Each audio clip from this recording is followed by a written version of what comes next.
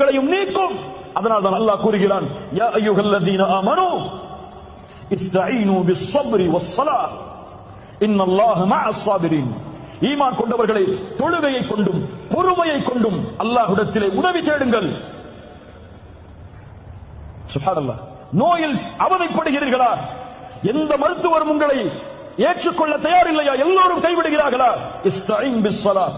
2 ரக்காத் உது செய்து தொழுது சுஜூதில் கேளுங்கள், லா மரீத இல்லா ஷஃபைத யா ரப். நீ இல்லாமல் நோயை குணமாக்க முடியாது யா அல்லாஹ். எந்த மருத்துவ உலகமும் என்னை கைவிட்டாலும் நீ நாடினால் இந்த நோயை குணமாக்க முடியும். உன்னை தவிர யாரும் இல்லை இதை குணமாக்குவதற்கு என்று உங்களை ஒப்படையுங்கள். இன்ஷா அல்லாஹ் நீங்கள் சுஜூதில் இருந்து எழுவதற்கு முன்னால் உங்களுடைய நோய் குணமாகும். கடனில் பிரச்சனையா? கோடி கோடி கடன் குவிந்து விட்டதா? வெளியேறுவதற்கு வழி தெரியவில்லையா? இஸ்தஈன் பிஸ்ஸலாஹ். குழந்தை இல்லையா? இஸ்தஈன் பிஸ்ஸலாஹ். வீட்டில் மனைவிக்கும் உங்களுக்கும் பிரச்சனையா? இதை தீர்ப்பதற்கு வழி தெரியவில்லையா? இஸ்தஈன் பிஸ்ஸலாஹ்.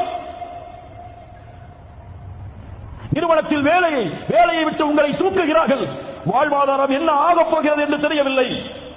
இஸ்தஈன் பிஸ்ஸலாஹ். தொழுது முடிப்பதற்குள் உங்களுக்கு நீங்கள் விரும்பிய வேலையை விட சிறந்த வேலை உங்கள் வீட்டின் வாசலின் கதவை தட்டும். தொழுகையை கொண்டு உதவி தேடுங்கள். தொழுகையில் சுஜூதில் அல்லாஹ்விடத்திலே அதிகம் கேளுங்கள். எல்லா பிரச்சனைகளும் நீக்கப்படும். ஏன்? அல்லாஹ்வுடைய தூதர் சொன்னார்கள், ஒரு அடியான் அல்லாஹ்விடத்திலே நெருக்கமாக இருக்கக்கூடிய நிலைமை சுஜூத். ஃபஅக்ஸிரு ஃபீஹி மினத் துஆ. அதில் துஆவை அதிகப்படுத்துங்கள் என்று அல்லாஹ்வுடைய தூதர் முஹம்மது ரசூலுல்லாஹ் ஸல்லல்லாஹு அலைஹி வஸல்லம் சொன்னார்கள்.